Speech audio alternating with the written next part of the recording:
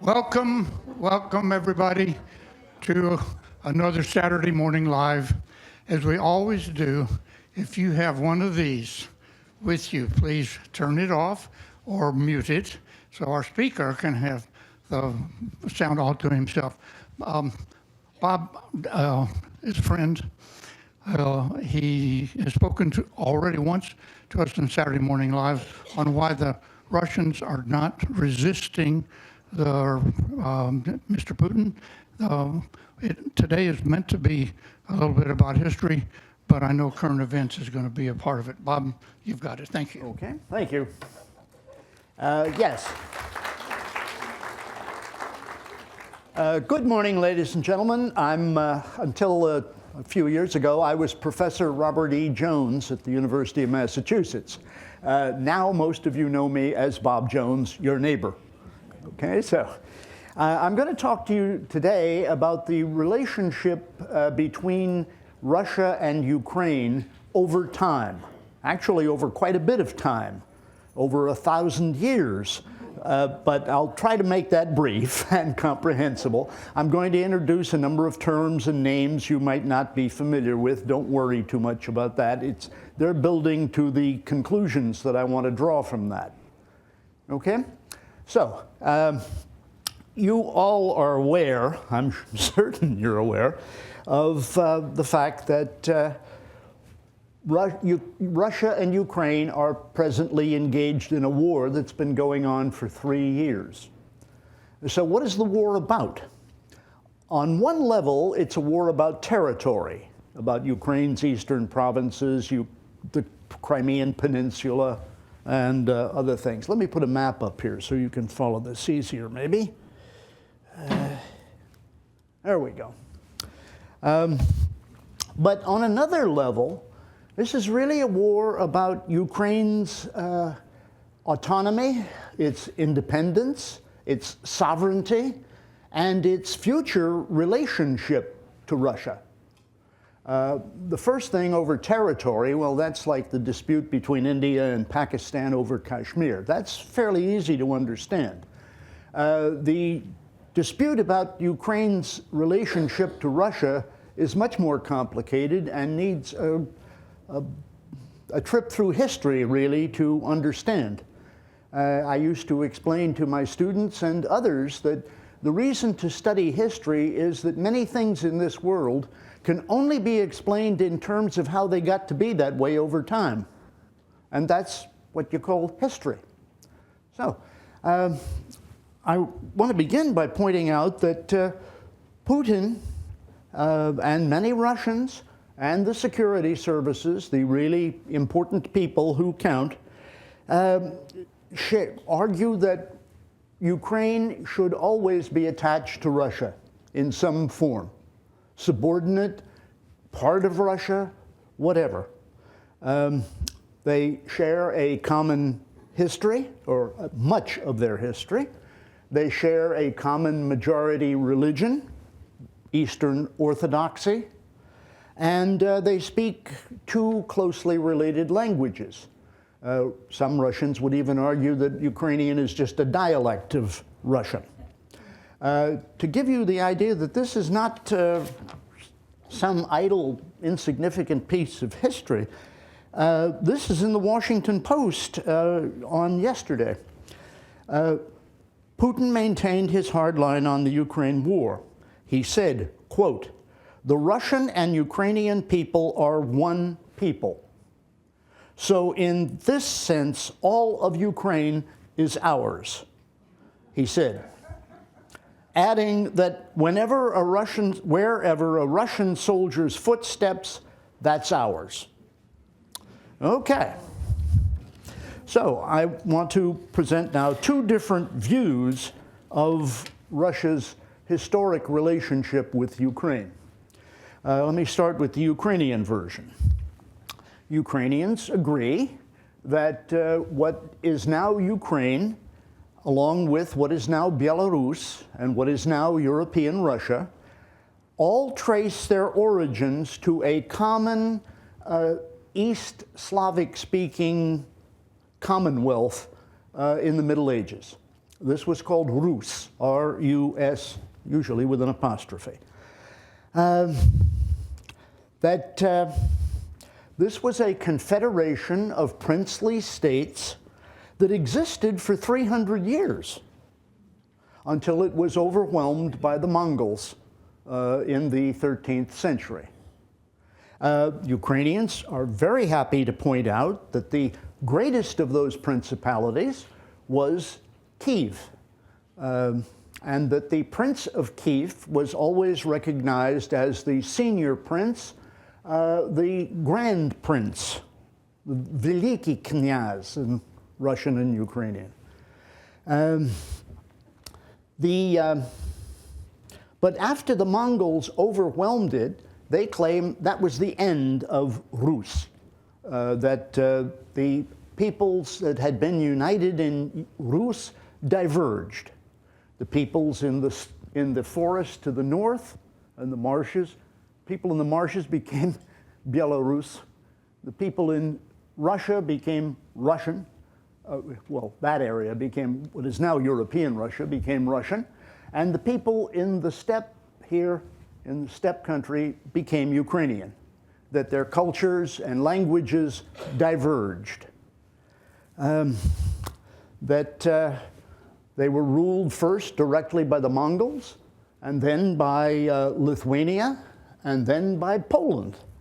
And that lasted 400 years, in which they argue Ukraine developed a distinct culture, language, outlook, so on, under the influence of particularly the Poles, both negative and positive, but different from what happened in Russia. Finally, in the 17th century, to move up quickly, Ukrainian Cossacks rebelled against Poland and managed to carve out a Ukrainian, a military state in this area here. It says acquired by Russia 1667. They took the peasantry and the cities under their protection and functioned for a little over 100 years as a more or less independent state. But to defend themselves from the Poles, the Crimean Tatars, later the Turks, they allied themselves with the ruler who had now become the Tsar of Moscow, later the Tsar of Russia. And they argue then that Russia gradually took advantage of this. The Tsar was, his territory was much bigger, much more powerful, much more populated, and that Russia took advantage of this to subvert, dominate, and ultimately annex Ukraine and turn it into simply provinces of the Russian Empire. Okay. Russians have a different version. I emphasize these versions because this is what their historians write, and this is what is commonly taught in schools. They do this very differently. The Russian version is that, yes, there was Rus, R-U-S apostrophe, but the Mongols obliterated only the southern principalities. The northern princes kept their thrones by paying tribute to the Mongols and were not ruled directly by the Mongols. In fact, the northern principalities gradually merged into the Principality of Moscow first, and then the Tsardom of Muscovy, and then the Tsardom of Russia. They drove out the Tatars, the Mongols, conquered them, and then began to push into the steppe. Over time, they freed southern regions from the Poles, the Tatars, the Turks, and reunited them with their Slavic Orthodox Christian brothers, and freed them from the Muslim Crimean Tatars, the Roman Catholic Poles, etc. And they believed that for this, the Ukrainians should be grateful. It was Russia who delivered them from foreign domination. And they resented deeply when Ukrainians show ingratitude by trying to turn away from Russia or, much worse, turn against Russia. Well, in 1781, to end with the two versions of history, this is factual. In 1781, Russia abolished the Ukrainian Cossack state. It just simply had taken over most of it by this time, administratively, in terms of taxation, military, so on. And it just turned the area, what had been the Cossack state and territory it had acquired from Poland in the wars, and turned them into simply Russian provinces, known collectively as Mala Rossiya, which in Russian means Little Russia. Okay? There was no recognition of Ukrainian language or culture. Russian was the language taught in schools. It was used in the courts, in government administrative buildings. And the very Ukrainian idea was, the idea of an independent Ukraine was just eliminated from Russian consciousness. The Russian language was, the Ukrainian language was suppressed and sometimes banned.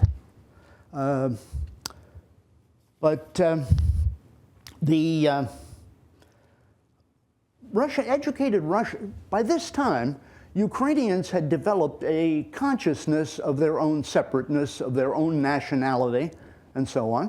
And educated Russians understood that there was a Ukraine, even though it didn't exist on a map with borders and governments and so on. But they thought of it as a region without definition, kind of like Siberia. It's out there. Sort of like, you might say, the American Midwest. Everybody knows there's a Midwest, but it doesn't have a governor of the Midwest. You know, there's no boundaries of the Midwest. It's a region. You know it's there, but yeah, it's vague. Okay. The Ukrainian instead, by the way, part of this, the word Ukraine in Russian and Ukrainian means the frontier. Okay? So when they said the Ukraine, they meant the frontier out there, south of Russia, north of the Crimea, somewhere there.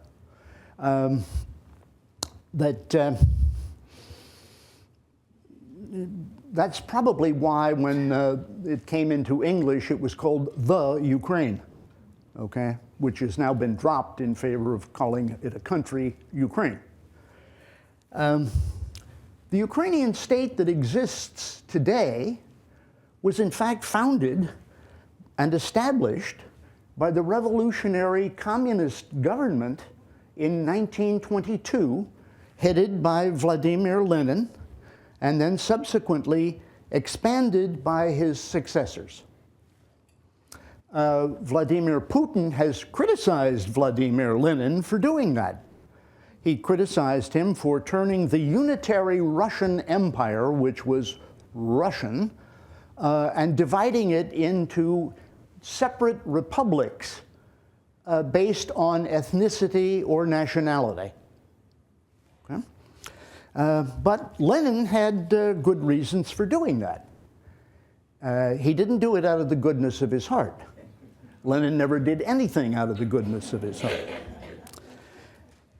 He understood, and his government understood, that if they wanted to establish the revolutionary communist regime on the territory they had taken over from the Russian Empire, they had to deal with the problems that had undermined the Tsarist regime. And also their opponents in the Civil War were undermined by several of these problems, one of the most important of which was the nationalities question. By the 20th century, 50% of the Russian population, the population of the Russian Empire, was ethnically non-Russian. It didn't speak Russian, it didn't think of itself as Russian, etc. And many of these various minority groups wanted some form of self-government, some kind of recognition, and some of them wanted even independence. And so Lenin was forced during the Civil War to grant independence to some of those people. The Finns, for example, most notably probably the Poles, and the 3 Baltic states, Latvia, Estonia, Lithuania.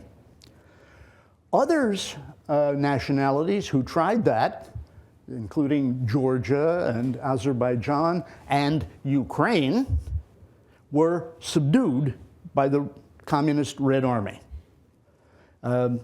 Ukrainians, some Ukrainians, tried to set up a separate government in Ukraine. There were 2 attempts to do that, both of them crushed by the Red Army. So Lenin had to try to deal with this question of these restive minorities by granting them some kind of recognition. And in 1922, the communist government divided the territory into 3 ethnic republics, as they were called: Ukraine, Belarus, and Russia. Others were subsequently added to this until by post-war times, 1950s, there were 15 Soviet republics of that kind.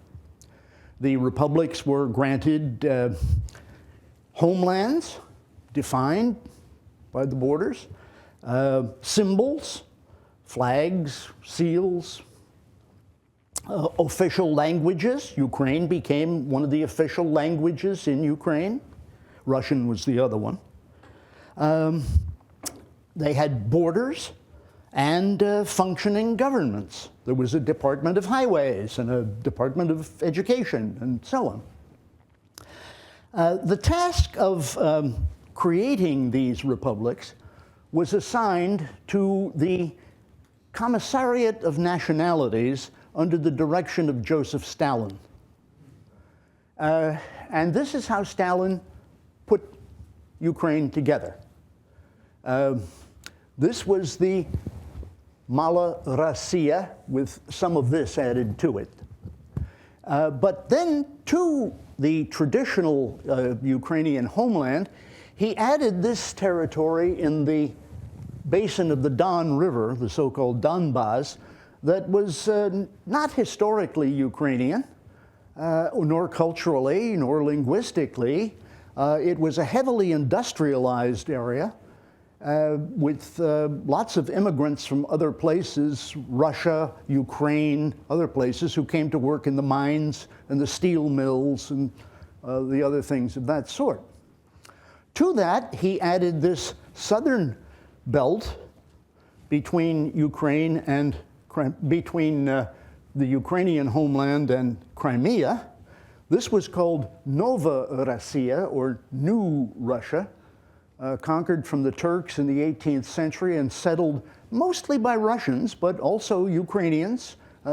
Yes? Yeah, you probably don't realize it, but when you're standing directly in front of that map and pointing in front of you at different parts, we can't see through your body. I appreciate that. Thank you very much for letting me know.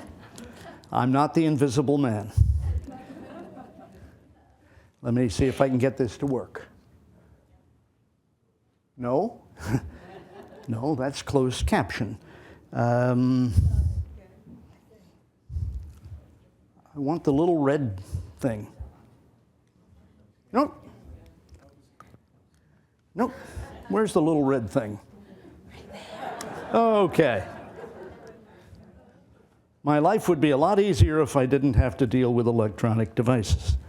There we go. Okay. Now, this. Right. Thank you. Thank you. Okay. Now let's get back to where we were, if we can. All right. All right. Okay.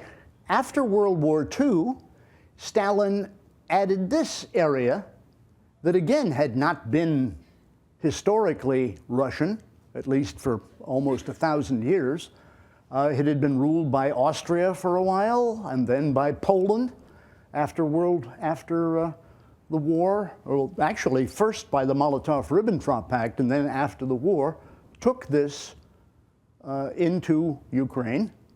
And then he added this section here that had been part of Hungary where the people spoke Ukrainian. This region was different from the rest. As I say, it had never been part of Russia, and the major religion there was not Eastern Orthodoxy, but a form of Roman Catholicism that was a compromise. Won't get into that. The final piece was added in 1951 when Nikita Khrushchev, giving a speech in Ukraine, simply offhandedly, it seemed, turned Ukraine over to, turned the Crimea over to Ukraine, moved it from the Russian Republic to the Ukrainian Republic. He never explained why he did this, he just did it. He was a whimsical person, as you may remember. Okay. The Union republics, Ukraine, Belarus, Russia, and the others were joined together in a union called the Union of Soviet Socialist Republics, often abbreviated as the Soviet Union. But this was supposed to be a union of the states. But the creation of the Soviet Union also involved creating a huge disparity between legal reality, official legality and political reality. Some illustrations of this. Theoretically, in law and the Constitution, this was a voluntary union of the three republics. In practice, all three were dominated by communist parties that had been put in power by the Red Army.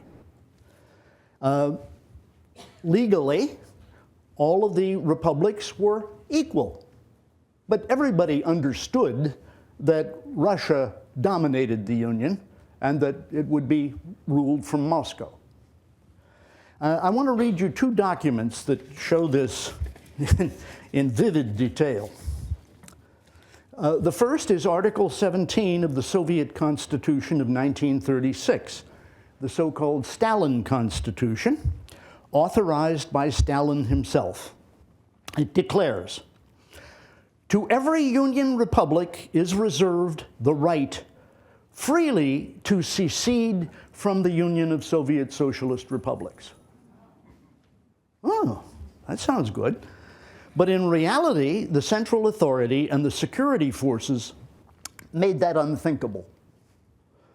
The second document is a toast that Stalin gave to the elite of the security forces in November 1937, 1 year after the Constitution was introduced. In this toast, Stalin said, "Whoever attempts to destroy the unity of the socialist state, whoever seeks the separation of any of its parts or nationalities, that person is an enemy, a sworn enemy of the peoples of the Soviet Union. And we will destroy each and every such enemy, even if he was an old communist. We will destroy all his kin, his family. We will mercilessly destroy anyone who by his deeds or his thoughts, yes, even his thoughts, threatens the unity of the socialist state. Here's to the complete destruction of all enemies, themselves and their kin." Okay, so legally, any republic has the right to secede from the Soviet Union, but anybody who proposes that will be destroyed. So, there we are. And so secession was unthinkable until the 1980s, when it suddenly became thinkable. Eastern Europe managed to gain its freedom from Soviet domination. Poland, Hungary, Czechoslovakia, etc. And this inspired and fueled similar desires in the minority republics of Russia. Most importantly, or starting off, the three Baltic republics, Latvia, Estonia, Lithuania. And Russia, by this time, from the late 80s on, was too weak and too poor to put this down, as Stalin would have done, or Brezhnev would have done, for that matter. By 1991, the Baltics had declared their own sovereignty and were moving rapidly towards independence. And this created similar desires and movements in Ukraine, such that the communist leader of Ukraine, a man named Kravchuk, agreed with it. He had his own reasons. He could see that being president of his own independent country was better than being a servant of Moscow. So they put forth a demand for a resolution, a referendum, that asked the voters the question, should Ukraine separate itself from the Soviet Union? The referendum was held on December the 1st, 1991, and it passed with 92% of the vote. The really amazing thing here is that even the eastern regions that were Russian-speaking and Russian culture and so on voted for it as much as the other regions, except maybe the far west, which was always in favor of that. And this was an indication of some things to come. Next, right after the Ukrainian referendum, Boris Yeltsin, the president of the Russian Republic, not the president of the Soviet Union, that was Gorbachev, president of the Russian Union Republic, saw an opportunity to get rid of his rival Gorbachev, and at the same time get rid of the troublesome minorities question, the way Gorbachev had agreed to get rid of the domination of Eastern Europe. Cut your losses, get rid of your burdens. So he met with the presidents of the Ukrainian Republic and the Belarusian Republic at a hunting lodge in Belarus. And the three founding members of the Soviet Union agreed to dissolve the Union, effective December 26, 1991.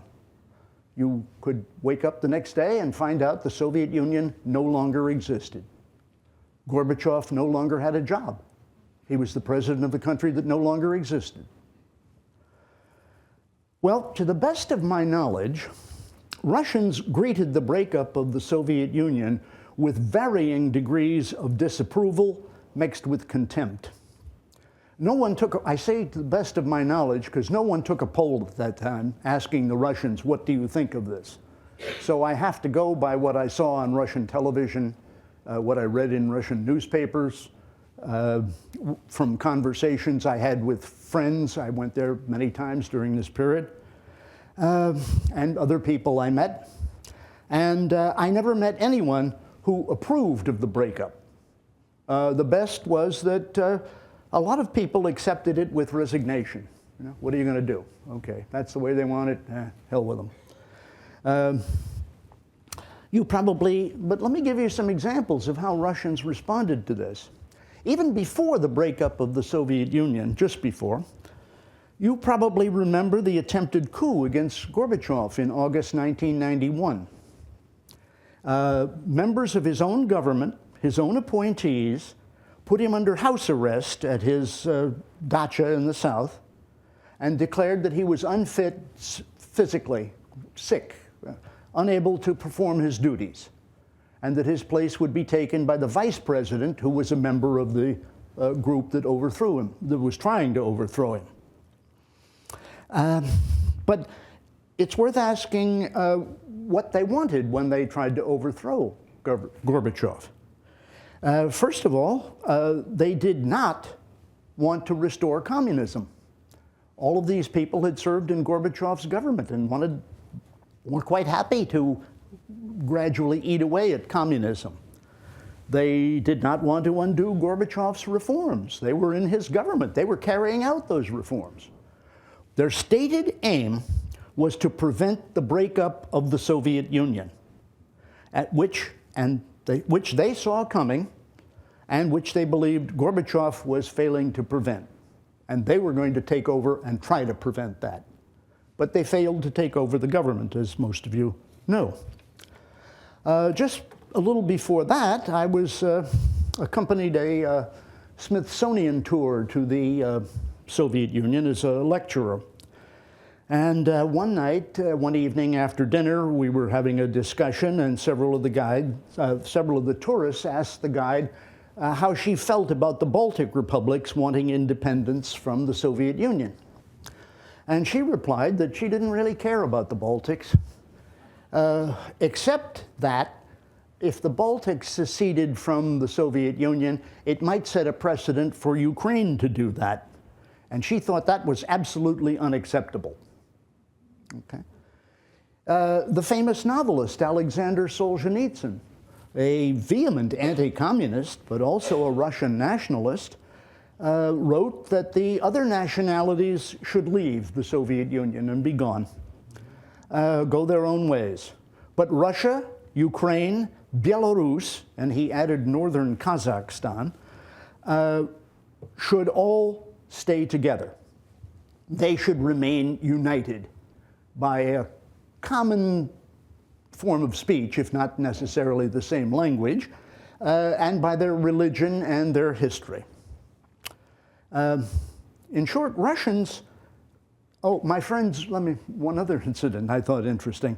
My good friend Zoya, a longtime friend, a candidate member of the Academy of Sciences, strongly resented what she considered the ingratitude of the minority republics deserting Russia. In her words, after all we've done for them.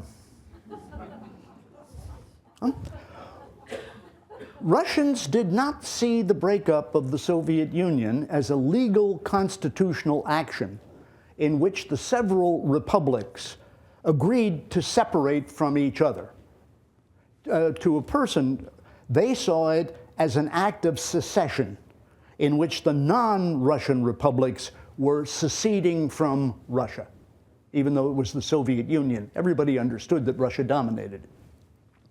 I talked to a man at a friend's dacha one Sunday, a Russian who knew some American history, and we were discussing this, and he said, what we need is an Abraham Lincoln who will preserve our union the way he preserved yours.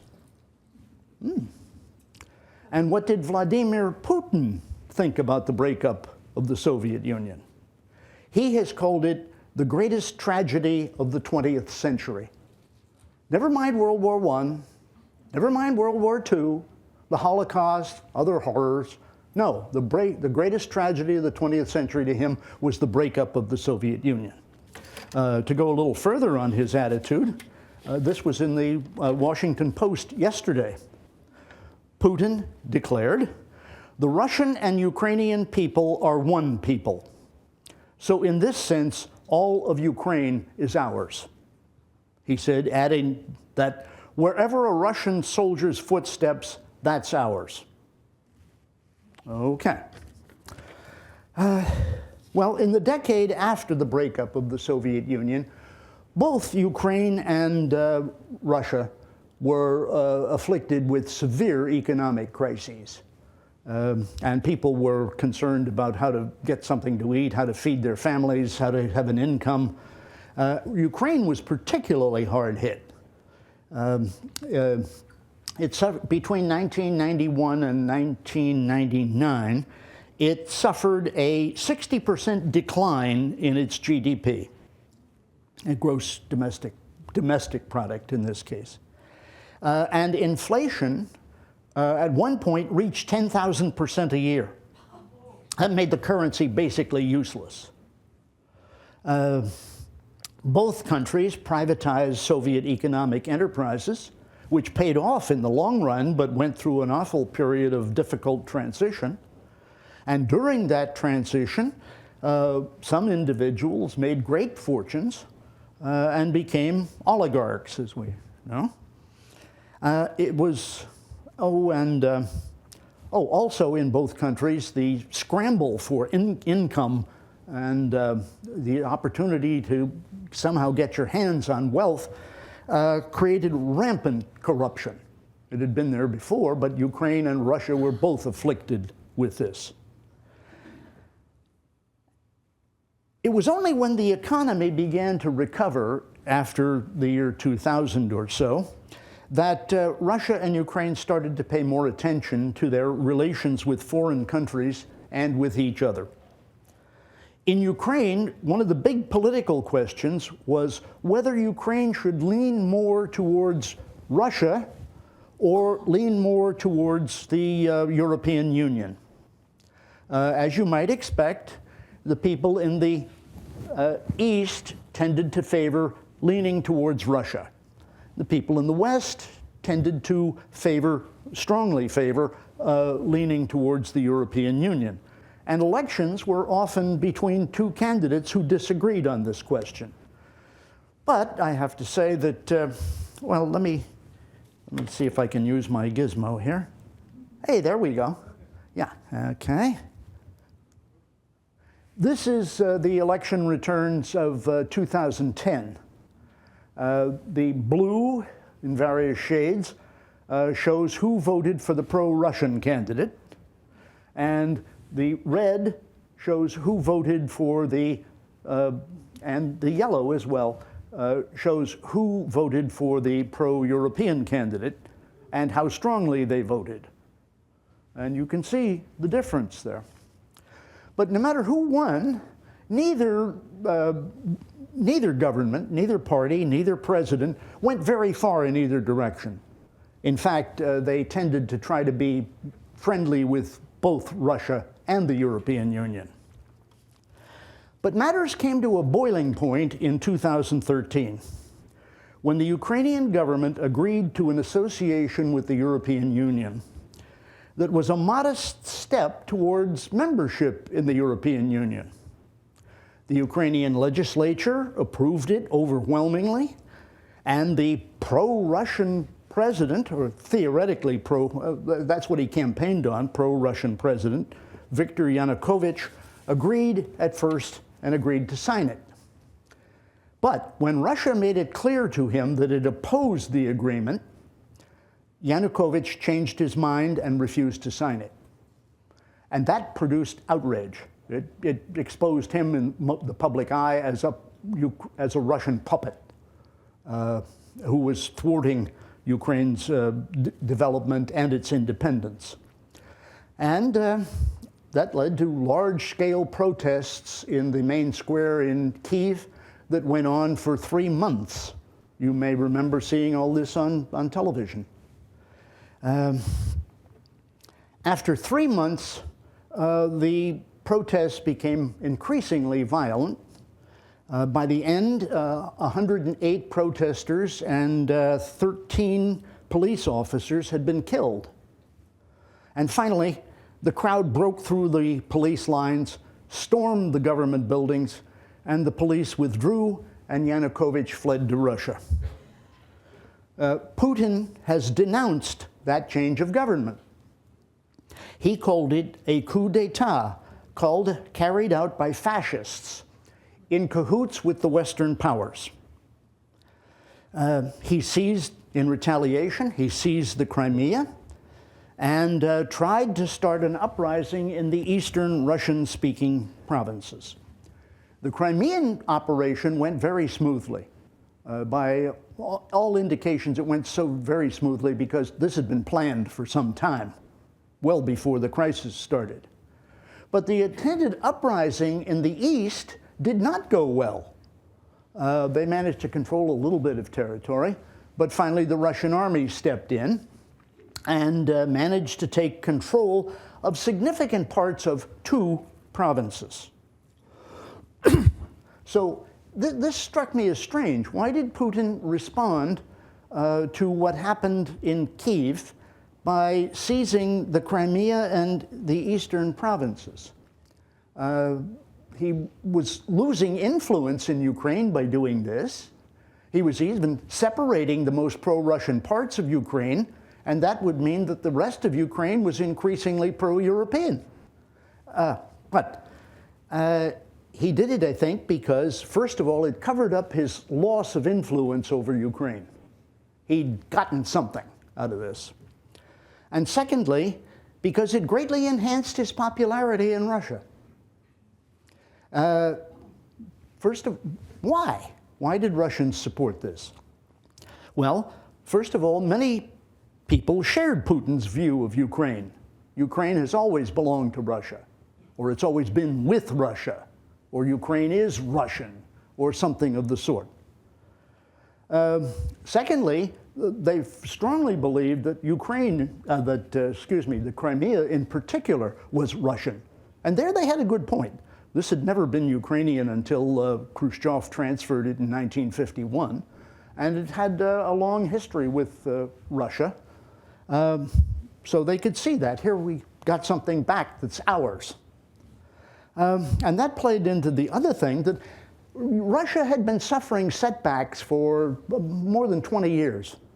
It had lost all of Eastern Europe. Then it lost the minority republics of the Soviet Union. Its economy had collapsed. Now it was on the way back. And finally, it won something. It was a win for the home team, you know, that they were happy about. In fact, to show you how Russians look at this, here's a poll that seems to be fairly honest and correct.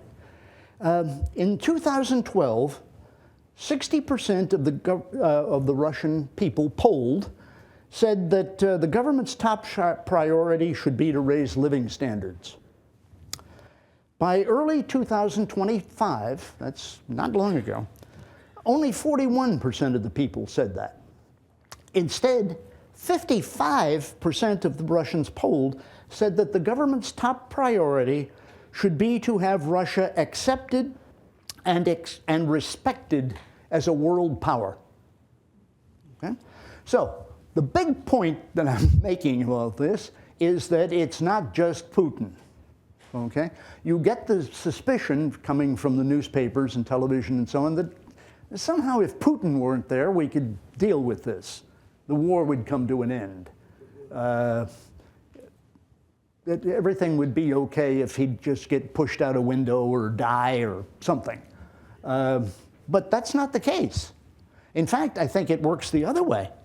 This creates a danger for Putin. If he is to be the champion of Russian nationalism and Russian pride, he must succeed as that and dare not fail.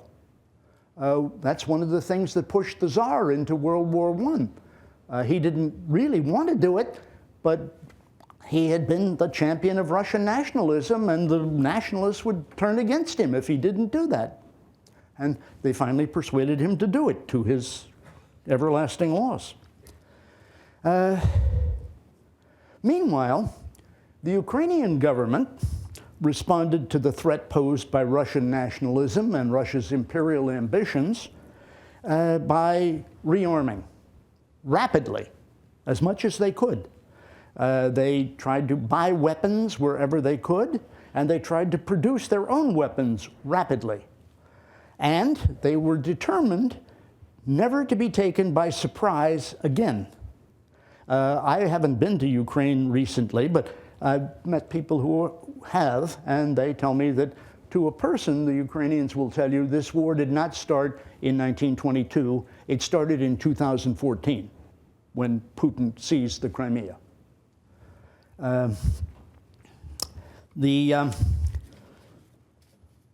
Well, as you all know then, to bring it up to date, Russia invaded in February 2022.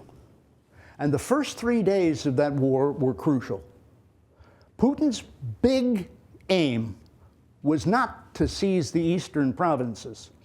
Putin's big aim was to drive on Kyiv, capture the government, depose the Ukrainian government, and impose a Russian favorable government of some kind. That attempt failed in the first 3 days. It failed because of Russian incompetence. They'd been planning this for some time, and it did not come off well.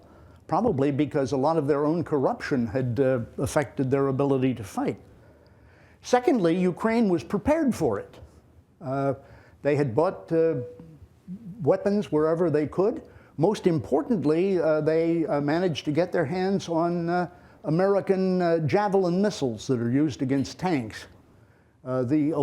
Interestingly, this may surprise you, the Obama administration refused to sell Ukraine lethal weapons.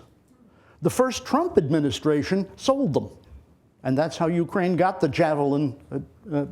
Trump may have changed his mind about this now, but he was the one who sold them the Javelin missiles.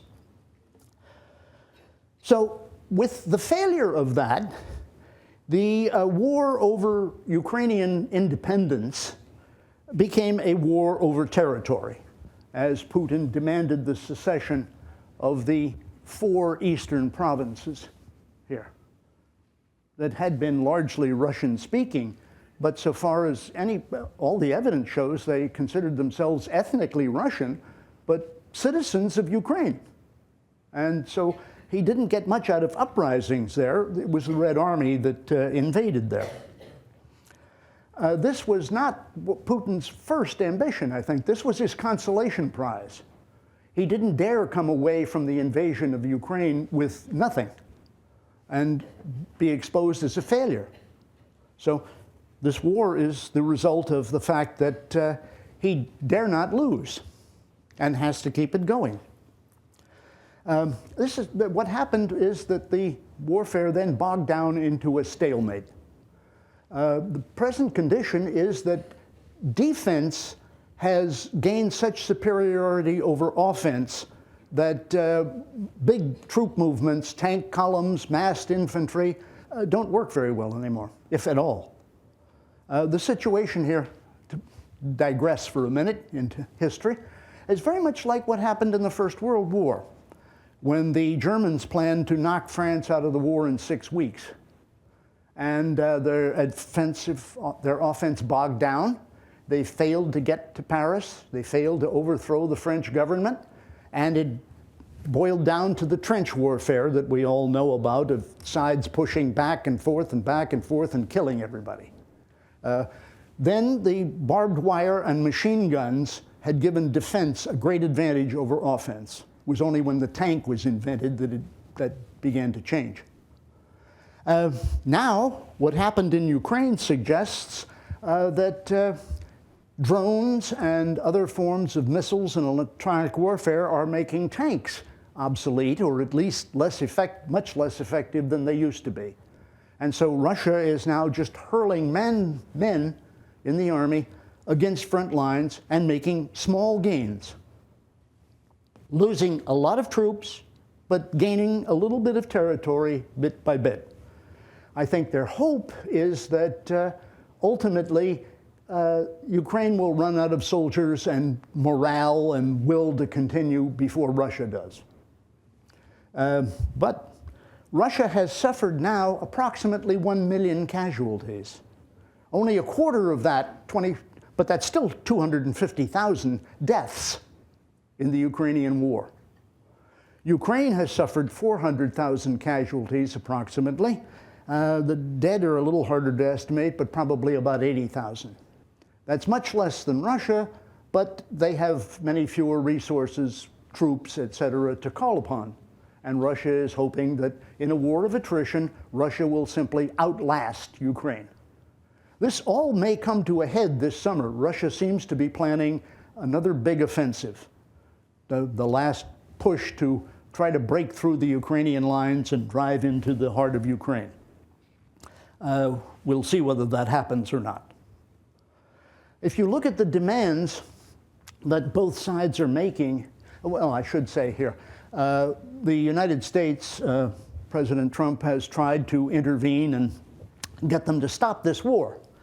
I thought from the beginning this is not going anywhere, at least not for a while. Henry Ford tried to do that in the First World War, to continue my analogy, and nobody paid much attention to him. Trump has suggested that they just call a ceasefire and negotiate a peace.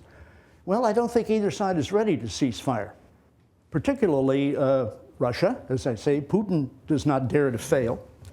And what he is demanding is the 4 eastern provinces, so that's a war over territory. But then a ban on Ukraine ever joining NATO. This is a bugbear for Russians. They're afraid of NATO, even when NATO wasn't very powerful or aggressive. But now Putin has made NATO more powerful and aggressive than it was not very long ago. A ban on Ukraine ever joining NATO, and a strict limit on the size and type of Ukrainian armed forces. Well, that will make Ukraine just subordinate to Russia, subject to invasion at almost any time, and it's a severe limitation on Ukraine's sovereignty as a separate nation.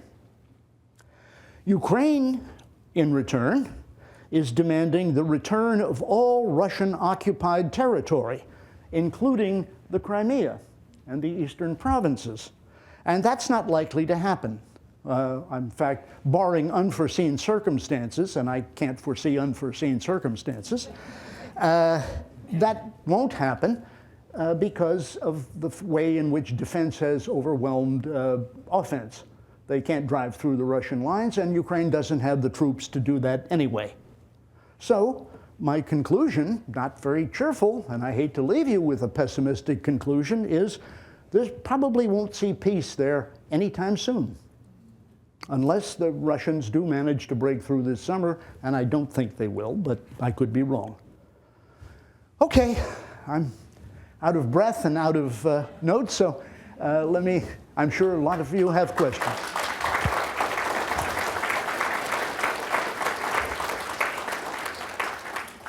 First hand up over there.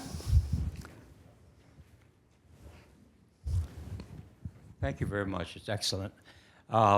With President Trump considering joining Israel in attacking Iran and its nuclear facilities, what do you think the impact would be on Ukraine? Would they be left behind? I don't know. All this is much too recent for me to try to digest and make sense of. The United States, since the Obama administration, and the Trump administration now seems to have been converted to that, believes the biggest danger to them is in Asia with China. And the United States is, in fact, withdrawing some arms and so on from Ukraine and moving them to the Pacific. That's much more likely, but I have no idea what's going to come of the Irani-Israel conflict. That's all just too new for me to figure out. A couple of things. First of all, the geopolitical sort of aspects of this thing. You've sort of alleged to this. Russia wants to keep those eastern provinces, I suspect, because just from a strategic point of view, it gives them land access to the Crimea. The Crimea is very important to Russia because of their long history and the Black Sea Fleet and all of that. So that's one of the strategic reasons why they want to do this. But I am interested in going back to the sort of the cultural aspects of this thing. Mm-hmm. Do you see any role for the, and sort of these reasons that you've given us for Russia's and Putin's obsession with Ukraine and its history and that sort of thing? What's the Russian Orthodox Church? And the leader of that, correct me if I'm wrong, he seems to be sort of a Putin puppet. I mean, often totalitarian states get control of the church and turn them into that sort of thing. So what's the role of the Russian Orthodox Church in this whole history? Well, okay, first of all, going back in history, the Russian Orthodox Church has been very closely aligned with the Russian government since the 17th century. This is generally true in Orthodox countries. There is not a pope, and it's not so much an international church as it is a series of national churches. And the Orthodox Church has long been the repository of Russian nationalism. The Ukrainians understand this, and the Ukrainian church, which transferred its leadership from Constantinople to Moscow in the 17th century, has now reversed itself and declared itself independent of the Moscow Patriarchy. Some Ukrainians have not gone along with this for religious reasons, I presume. So yes, the Orthodox Church in Russia is a big supporter of Putin. Yeah. Okay. Yes, Pierre.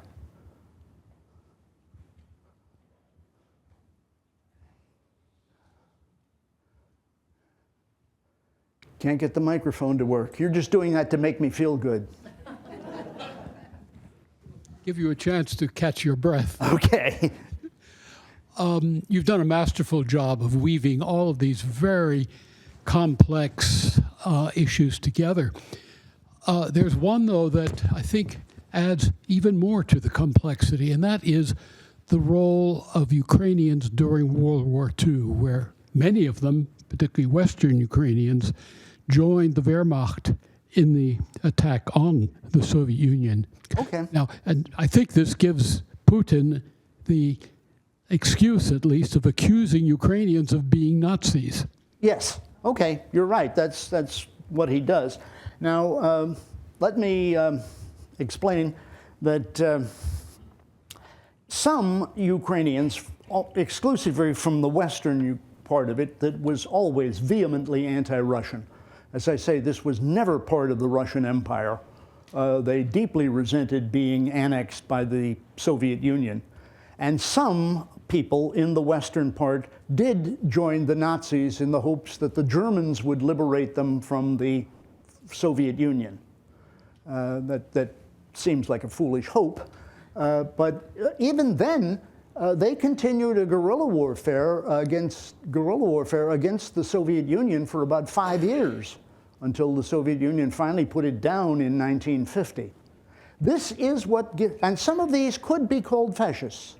The way they handled the Polish minority and the Jewish minority lends good support to that. But this is a small group of people in one part of Ukraine. They did play a role in the big demonstrations that drove Yanukovych out of the country. But after Yanukovych was driven out and they set up a new government, they had elections, and the pro-fascist parties, if you call them, got something like 2% of the vote. The hilarity of it is calling the Ukraine a Nazi government when the president's a Jew. You know, that usually doesn't work. Yeah. But Ukraine also is very proud of the fact that it sent millions of soldiers into the Red Army in World War II and took big casualties along with that too. So this is just Putin looking for something to latch onto, I think. I just had a question about the economic power of the Ukraine. From what I understand that I've read in the past, it was a wonderful breadbasket and a powerful wheat producer. And so, and you mentioned something about the metal work and industrial part in the East. Could you speak to that for a minute? Yes, okay. It has, its main product is agriculture, especially wheat. This was a very important, I wrote a book about this, by the way.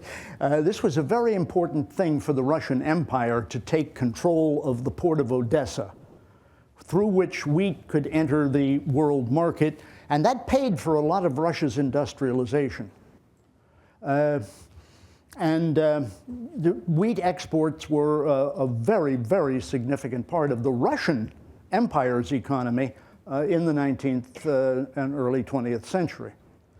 In the 20th century, well, there's no better example of the failure of communism than to point out that in the late Brezhnev administration, Russia was importing wheat from the United States, Argentina, Australia, etc.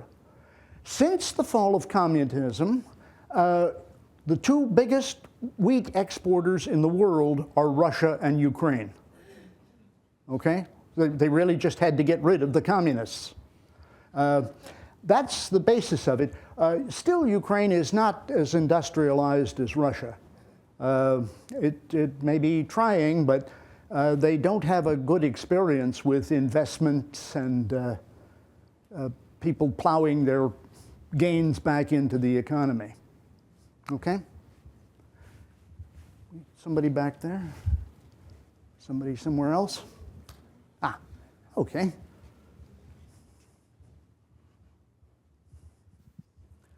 Yeah. Let's see, can you hear me? Yes. How about that? Oh, thank you. Okay, so it's very tempting to ask you questions about what is going to happen. I hear that a little bit in the room.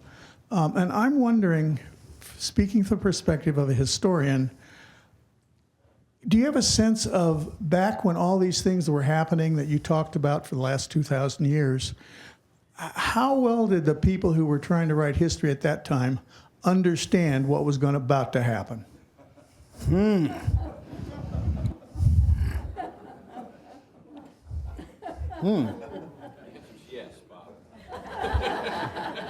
Yeah, I don't think they thought much about it. The Ukrainian historians in particular were trying to create a Ukrainian history, to give the people a sense of their history and identity and things of that sort. Russian historians just wrote as though Russia was the mainstream of all of this, and Ukraine, Belarus, and so on were little offshoots and side branches and things like that. But they didn't, to my knowledge, and I could be, no, I don't think I'm wrong. To my knowledge, they didn't say much about the future. There's an old joke, if I may tell you, that historians never predict the future. They wait until it happens and then explain why it was inevitable.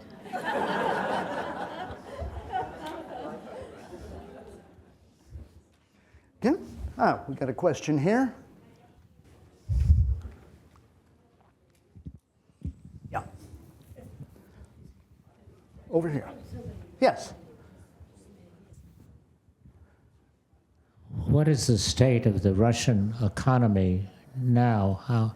How are they doing, particularly in the context of the fact that Chinese seem to be doing much stronger, that's my opinion, than the Russian economy?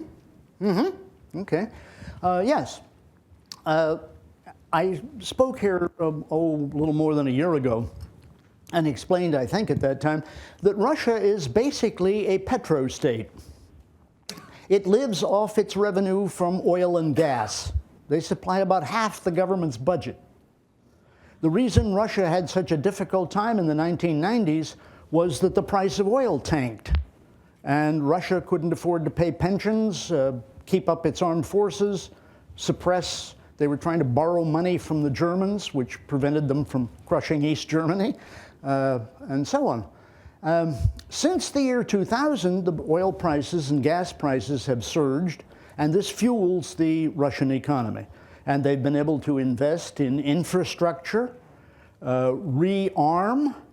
The last time I was in Crimea was in 2006.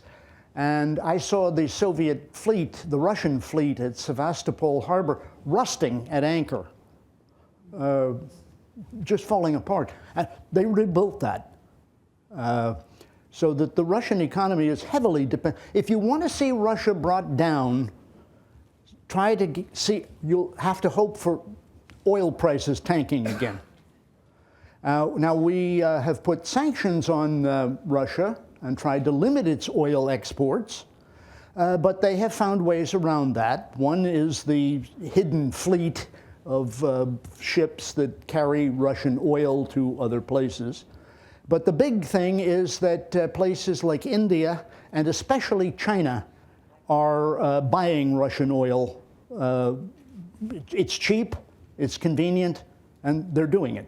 So the Russian economy is not doing as badly as you would suspect. And in fact, because it is rapidly rearming, that's stimulating the economy. Yeah. No, it's not doing nearly as well as China. And in fact, there is some writing that Russia is in fact becoming the junior partner in that relationship, even though they may not realize it. A recent poll in Russia, and the government supports these polls because it likes to know what's going on too. A recent poll believed that, I'm approximating the percentages here, but something like 50–60% of the Russian population believe that Russia is a great world power, or should be. Something like 25% believe that China is a great power. Well, that's just myopic. Yeah. Yes. Hey, yes.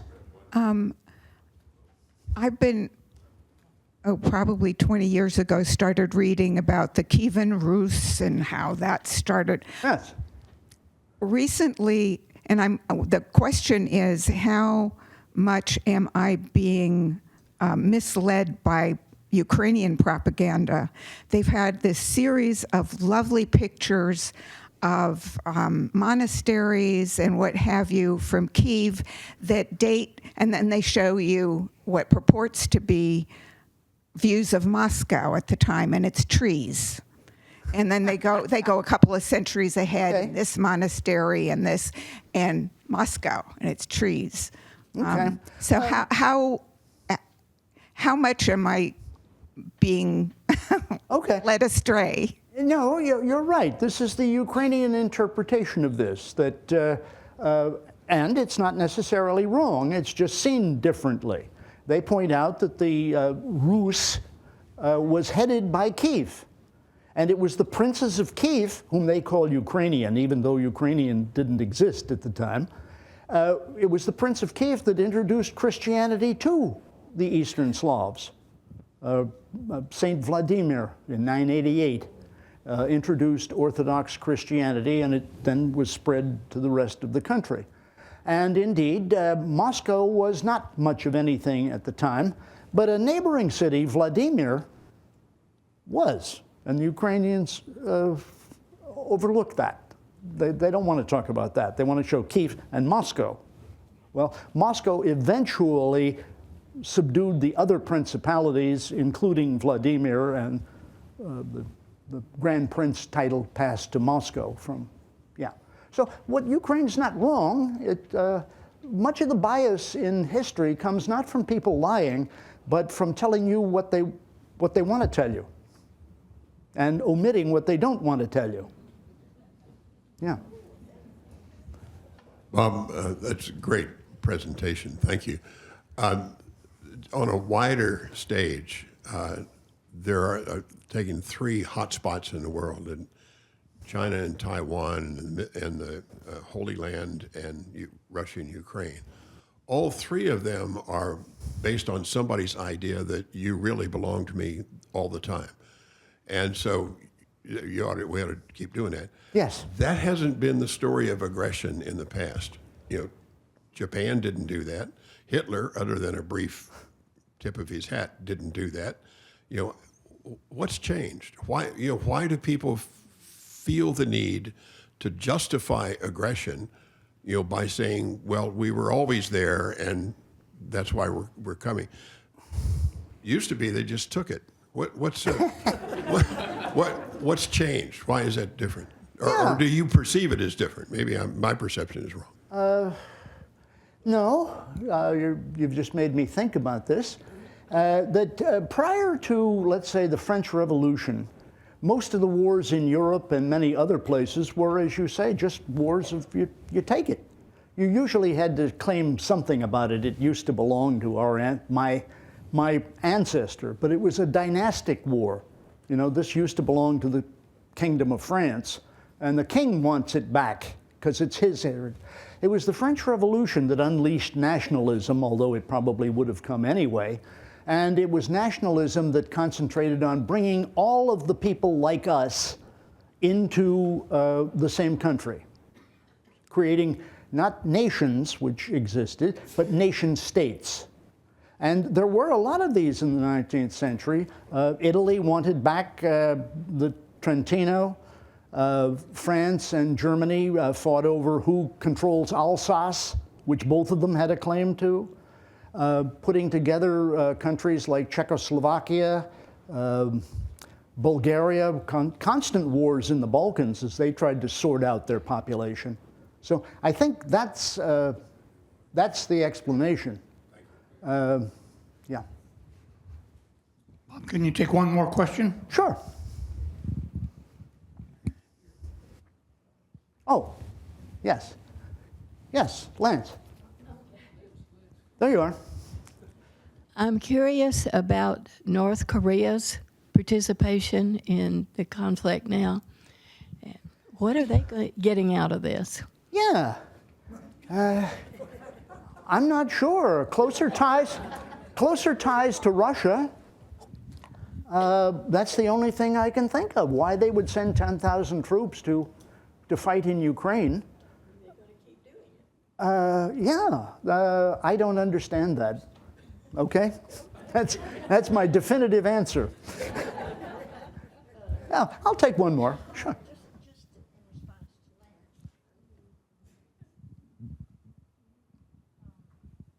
Is it on? Okay. CRINC is China. What CRINC? Oh, what does it stand for? CRINC. They're autonomous, not authoritarian. It's an alliance of authoritarian. Okay.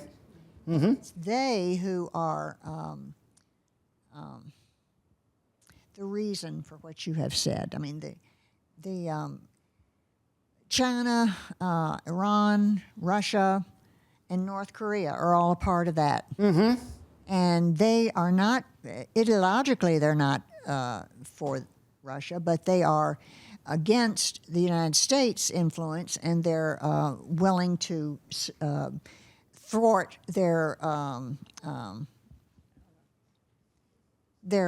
sanctions. You know, so they're supplying Russia with what they need, and they're, getting around the sanctions that.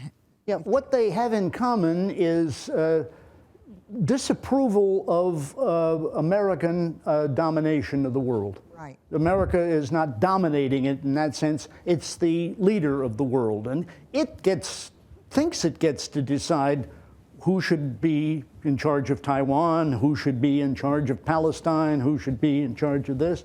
And China, Russia, North Korea see this as a limitation on their ability, on their ambitions, and also as something that's really interfering with what they have in mind. And Putin has said that several times that he wants a multipolar world that will be dominated by the great powers: the United States, Russia, China, maybe the European Union, India, maybe, and they make the decisions the way the great European powers did in the conference system of the 19th century. You had the Congress of Vienna, Congress of Berlin.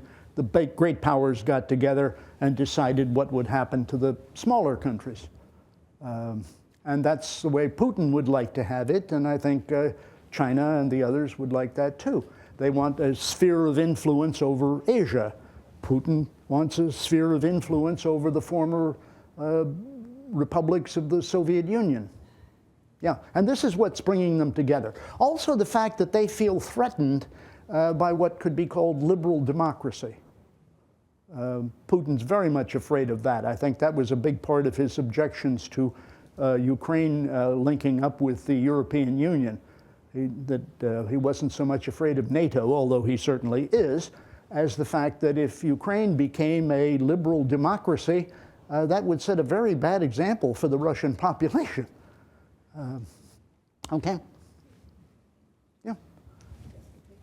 One more question, please. I just wanted to know whether there's any role for the United Nations. I don't see that at all. I've never seen much of a role for the United Nations.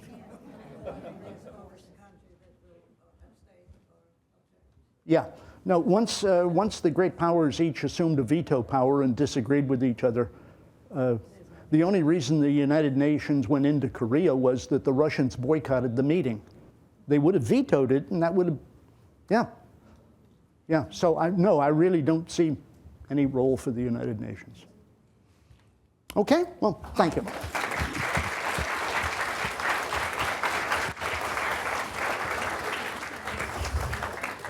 Bob, your willingness to share 40 years teaching Russian history has been an amazing benefit to your fellow residents at Goodwin House. Thank you very much. You're more than welcome.